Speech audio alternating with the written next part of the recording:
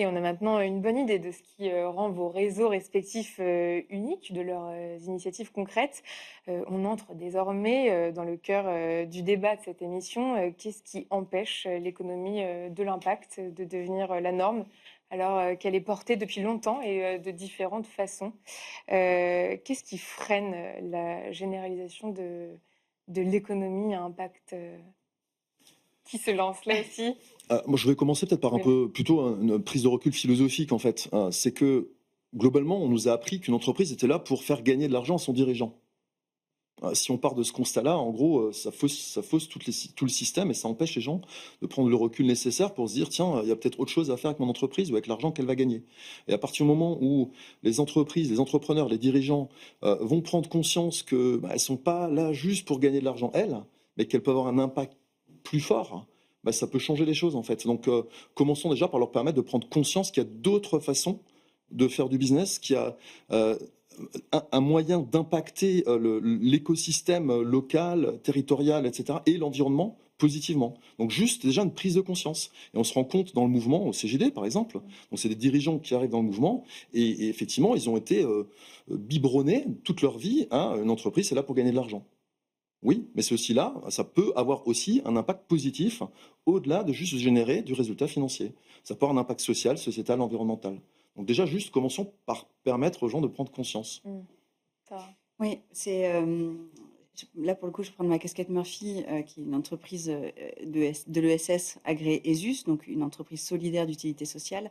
Et ce que notre PDG a l'habitude de répéter, c'est que le fait de gagner de l'argent, ce n'est pas un but en soi, c'est un moyen au service d'un but plus grand. Et la métaphore, c'est, quand vous vous levez le matin, votre but ultime, ce n'est pas de respirer, de manger.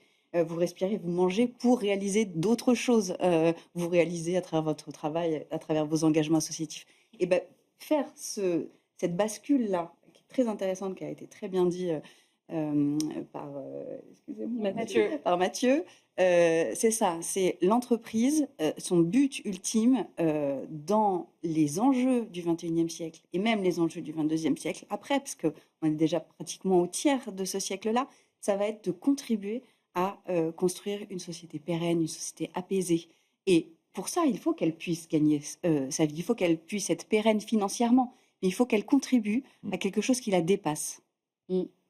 Je souscris. J'ai l'impression que la question, c'est la question permet de faire une autocritique de Mmh. comment nous, peut-être, on a fonctionné en tant que pionniers justement de cet écosystème engagé à impact, vis-à-vis de ce qui n'advient pas tout à fait encore, Oui. comme on le disait tout à l'heure, en termes de bascule.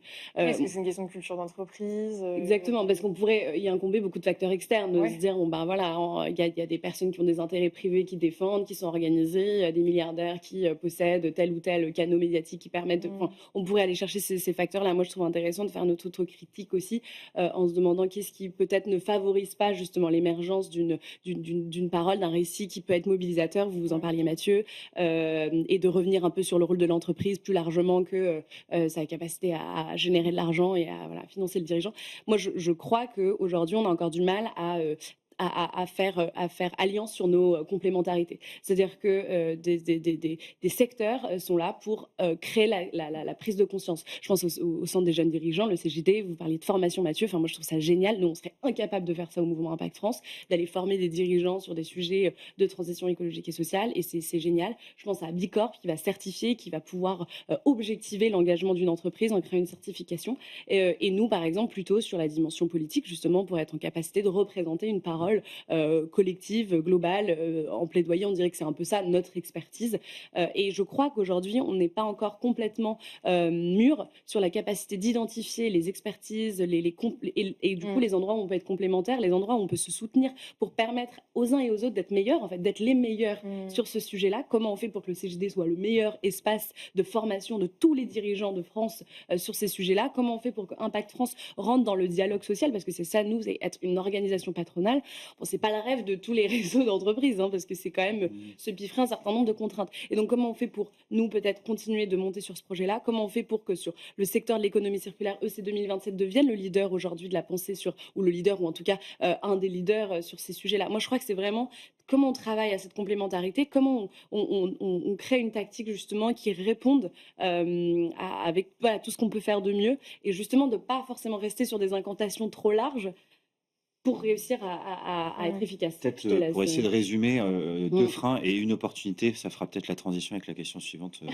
On verra ça, Alix. Mais à l'échelle des individus, Mathieu parlait de prise de hauteur philosophique. Moi, j'évoquerais en fait un aspect culturel qui veut que le Ouais. désir d'entreprendre, il est davantage motivé par la création de richesses et la prise de Ouais. pouvoir que par la résolution d'enjeux sociaux et environnementaux. Même si c'est en train de changer. Oui, ça dépend de la génération des dirigeants, C'est en train de des changer entrepreneurs. avec voilà, des motivations qui sont en train d'évoluer. Mais l'économie dont on parle nécessite d'avoir des personnalités qui sont beaucoup moins qui ont moins envie de pouvoir et de richesse. Ça, c'est un premier point à l'échelle des individus. À l'échelle du système, on a en ce moment une conjoncture qui est en train de dévoiler au grand jour le fait que la RSE et l'impact ne sont jamais vraiment rentrés dans les modèles d'affaires. Parce que si c'était le cas, alors quand l'économie se tend, ces sujets-là passeraient pas à la fin de l'agenda. Et en ce moment, malheureusement, la situation étant très tendue, les chaînes de valeur, les structures de coûts des entreprises sont en train d'exploser, donc elles cherchent des solutions court-termistes pour maintenir des niveaux de rentabilité qui, de toute façon, ne tiendront pas 5 à 10 ans encore. Ça, c'est certain. Donc, l'opportunité, en fait, finalement, elle est peut-être double. C'est que, il est grand temps de changer le modèle pour résister dans le temps. Et je pense que l'économie circulaire a de belles heures devant elle parce que ce sera la seule solution pour limiter les coûts, par exemple, d'achat de matières premières dès lors qu'elle se raréfie. Et l'opportunité peut-être plus générationnelle de toutes ces personnes qui arrivent désormais sur le marché du travail, des ambitions entrepreneuriales qui de plus en plus ont envie de les mettre au service d'une cause qui est autre que la captation de la richesse. Il y a aussi un frein aussi très concret, hein, c'est le chiffre est sorti du rapport qui est sorti au mois de juin du cabinet Green Lobby qui a initié une alliance du lobbying d'intérêt général. Les entreprises dites de l'impact investissent 35 fois moins dans le lobbying et dans les affaires publiques que les entreprises dites classiques. Donc quand vous avez aussi un rapport de force qui est de 1 à 35, les résultats ne peuvent pas être autres. Alors, Sarah ne le sait peut-être pas, mais la dernière émission de C'était la la saison dernière émission de la dernière saison était en dernière. présence Ouais. de D'accord. Green Lobby et Ok. d'autres acteurs sur Ouais. le lobbying d'intérêt général. Merci Ouais. de faire ce lien, d'autant que, peut-être pour terminer, pardon, je reprends la main là-dessus, mais quand on regarde les réseaux que nous représentons, Flora, tout à l'heure, c'était le MEDEF, on parle d'une organisation qui a plus de 200 salariés aujourd'hui sur le territoire. Le mouvement Impact France, Bilab, EC 2027, le CJD. Je pense qu'on ne peut pas revendiquer à nous quatre cumuler autant de salariés pour porter un mouvement, aller voir les entreprises, développer ce récit collectif qui donne envie et qui permet de clarifier la proposition de valeur, notamment auprès de la puissance publique qui derrière va définir la législation. Voilà aussi un frein majeur. C'est les moyens dont nous disposons aujourd'hui pour faire valoir. Je ne parle même pas des financements de lobby, enfin d'actions de Et plaidoyer. justement, toujours sur les freins législatifs, quels sont-ils, ceux qui empêchent la coopération interréseau? Alors, je pense pas qu'il y en ait. Sur des freins législatifs qui empêchent la coopération, moi, j'en vois pas. Non, c'est Non, plutôt je un pense problème que de temps et de moyens pour Oui. pouvoir Oui, tous c'est ça, se hein. mettre ensemble C'est ça. C'est sur plus un même interne projet.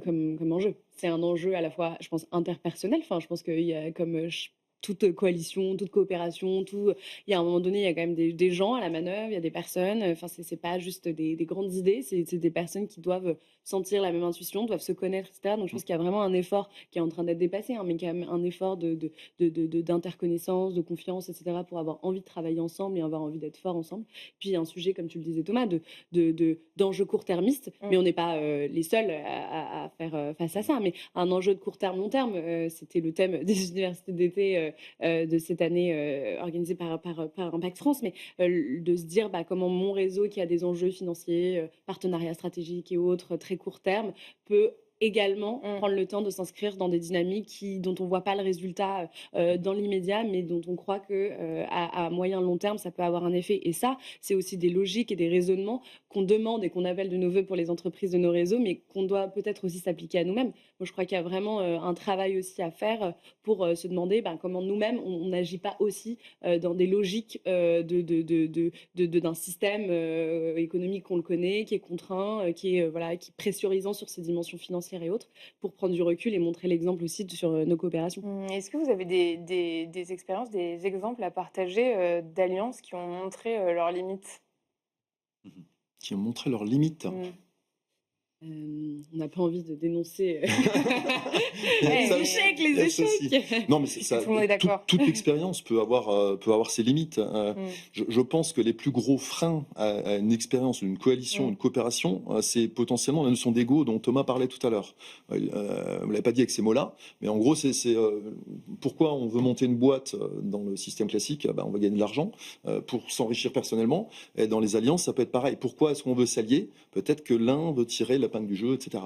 Donc en fait, si on est déconnecté de ces enjeux personnels, voilà, ça facilite les choses. Et je pense que c'est un des risques ou un des freins potentiels aux alliances, c'est ça. Mais- C'est que l'un membre ait un enjeu qui n'est pas nommé potentiellement. Peut-être que dans notre cas, il faut aussi évoquer le fait que chaque organisation a ses spécificités, a un positionnement qu'il revendique auprès de ses adhérentes et de ses adhérents, qui justifie justement d'en faire partie, et que si on décide de tous avoir le même tronc commun, on risque peut-être à un moment donné d'avoir un petit sujet pour rester attractif, parce que pourquoi j'irai ici plutôt que là, et il faut bien se mettre à la place de celles et ceux qui pilotent les entreprises. Ils ont quand même une activité à faire tourner avant d'aller passer du temps eux-mêmes dans des réseaux dans lesquels ils s'impliquent. Et seulement dans certains cas, on peut se libérer un petit peu du temps, ou alors parce qu'on s'engage vraiment beaucoup.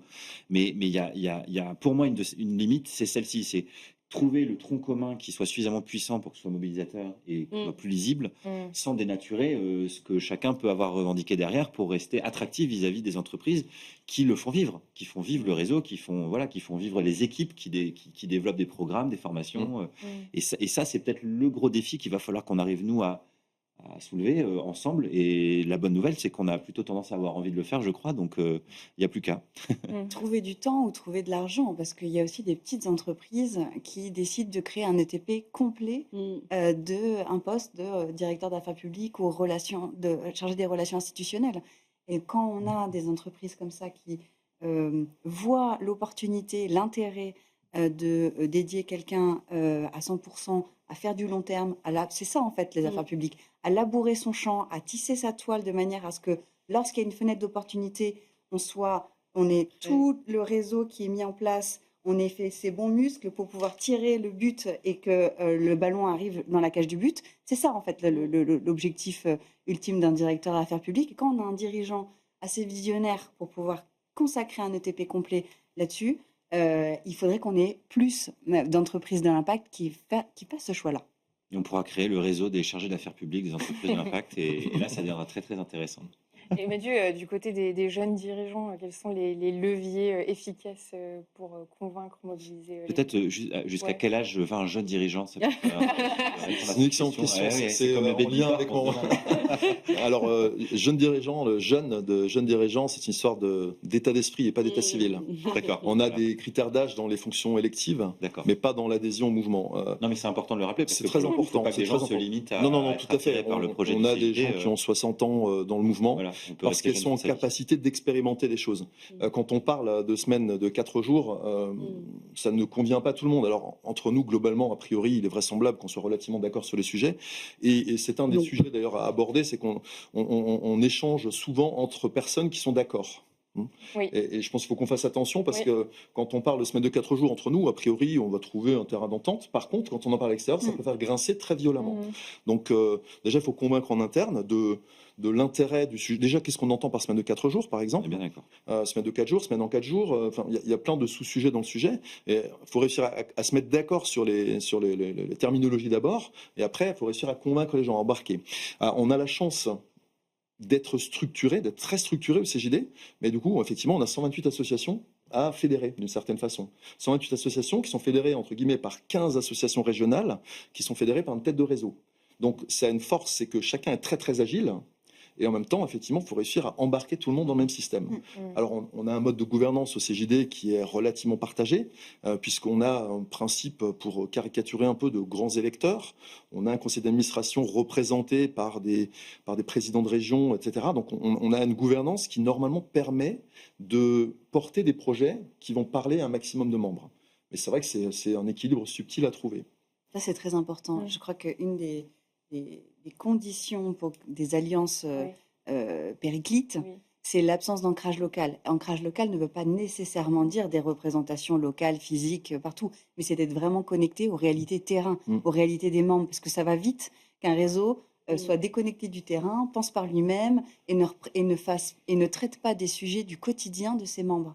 Ça, c'est un premier frein en fait aux alliances, hein, l'absence de connexion aux réalités terrain, d'ancrage local.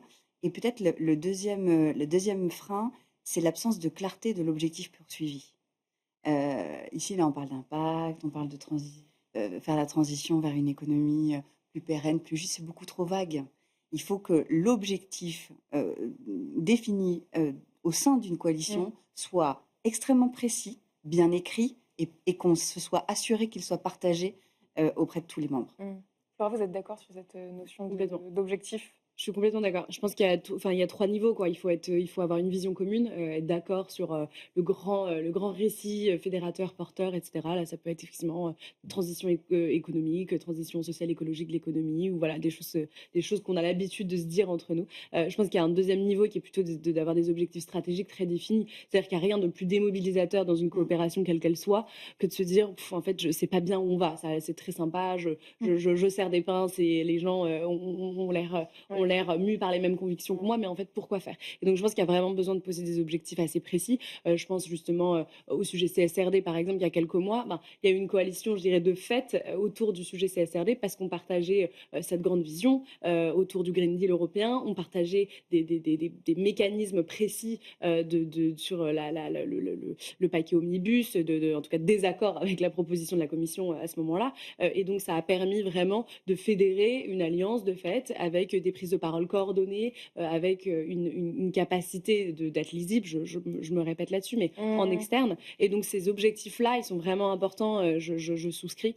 Et après, je pense qu'il y a aussi la dimension rite et rituel. C'est qu'est-ce qui va faire en sorte que dans notre mode ou de gouvernance, ou en tout cas de process, parce qu'on n'est pas obligé d'avoir une gouvernance, je pense qu'on peut avoir des process bien ficelés, comment on a des rites et des rituels qui nous permettent de continuer à créer un sentiment d'appartenance, justement retoucher en permanence la vision, retoucher les objectifs stratégiques. Enfin, je pense qu'il y a pas mal de choses qui garantissent la pérennité d'une coalition. Il y a un truc un peu étonnant, en fait, je pense qu'on n'arrive à pas suffisamment faire ça, en fait, la faire monter, je trouve, c'est le fait de s'ancrer dans le quotidien des individus. Quand on parle transition environnementale, sociale, qu'on porte, voilà, des choses qui nous semblent justes, on a encore, je trouve, beaucoup de mal à le faire, de façon très accessible. Parce que, par essence, déjà, le sujet est complexe. La CSRD, Mathieu, exemple extraordinaire, une coalition comme rarement on en avait vu se développer et de façon très rapide, avec un résultat malheureusement très décevant, puisqu'au final, la loi a été globalement assez démontée par rapport à ce qui était prévu au départ. Mais on a peut-être quelque chose qui est une nouvelle opportunité. C'est justement l'émergence de ces difficultés que nous rencontrons toutes et tous, par exemple en matière de santé, parce qu'il commence à être connu que certains types de produits chimiques qui sont utilisés dans les champs ou dans des produits qui sont vendus dans le commerce posent des gros problèmes de santé derrière, le coût que ça représente. Et ça, c'est un sujet qui touche tout le monde. Je pense que la loi du plomb est un bon exemple que lorsque on sort d'une posture qui est exclusivement liée à la transition écologique, qui est un truc imperceptible à 2050, en tout cas c'est le récit qui a été trop souvent raconté, ça marche pas. Et quand on le ramène à la santé, ça marche beaucoup mieux. Donc il faut aussi, je pense que nous, dans le développement de nos actions, etc., on garde le même objectif en vue, mais peut-être qu'on le traite et on l'aborde de façon différente, c'est-à-dire en étant directement connecté à ce qui peut intéresser celles et ceux à qui on s'adresse. Et aujourd'hui, peut-être qu'on ne s'adresse pas suffisamment à eux et trop à nous-mêmes. Mathieu, vous partagez ce point de vue? Oui, On est parfois très loin de la réalité quotidienne de nos membres. je représente 6 000 dirigeants, je ne les connais pas tous individuellement, évidemment. Je ne sais pas ce qui est en train de se passer dans la tête des uns, des autres. Alors, on imagine leurs besoins, hein. On imagine déjà un besoin de stabilité politique actuellement, qui ferait du bien pour l'économie.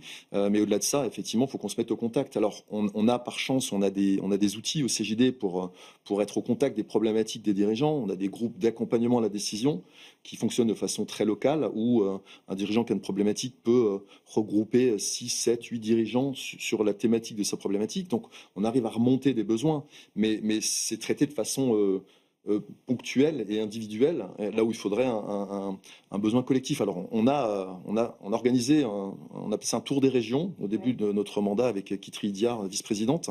On a organisé un tour des régions pour aller dans les différentes régions du CGD. Donc, on a fait les 16 régions, pardon, pour remonter leurs besoins.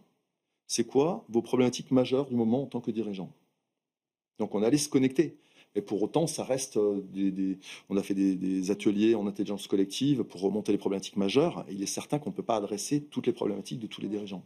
Par contre, on a essayé de prendre celles qui sortaient le plus pour essayer de les adresser. Ouais. Mesdames, pour clôturer ce débat, quelles leçons tirer pour construire des coalitions plus efficaces à l'avenir? Une idée à retenir chacune? Je vais appuyer sur ce que j'avais déjà souligné. Alors, s'assurer qu'on partage un narratif global ensemble, mais atterrir sur des objectifs clairs et précis. Ça me semble être une condition un peu sine qua non. Et à partir du moment où on partage cet objectif clair et précis, qu'on soit de cultures d'organisation différentes, c'est dépassable. Et donc, à partir du moment où on partage cet objectif clair et précis, on veut faire coalition. À partir du moment où on veut faire coalition, on peut. Moi, je suis assez partisane de cet adage, quand on veut, on peut. Il faut juste trouver ces leviers de motivation qui vont permettre en fait à différents réseaux ou différentes organisations de dégager du temps, de dégager des moyens, de dépasser leurs différences de culture. Donc, bien s'assurer qu'on partage ce même objectif clair et précis. Ensuite, reconnaître les spécificités de chacun, c'est-à-dire quel plaidoyer spécifique, quelle expertise spécifique porte chacun des membres. Troisième condition qui me semble assez essentielle, s'assurer que chacun des membres de cette grande coalition endosse, supporte le plaidoyer spécifique de chacun. Parce que s'il y a même une petite dissonance, ça va être compliqué de faire corps. Et une fois qu'on a cette base-là, qui prend du temps, hein, avoir un leadership, mettre de la cohérence, mais ça se déroule. Et vraiment, les phases amont, il faut y passer du temps pour être bien sûr que tout le monde est aligné sur un plaidoyer commun et sur chacun des plaidoyers spécifiques de chacune des organisations. Non, je souscris. Je vais pas répéter. Je suis hyper d'accord avec cette synthèse. Voilà. Très bien. Eh bien, c'est l'heure de passer à notre dernière séquence.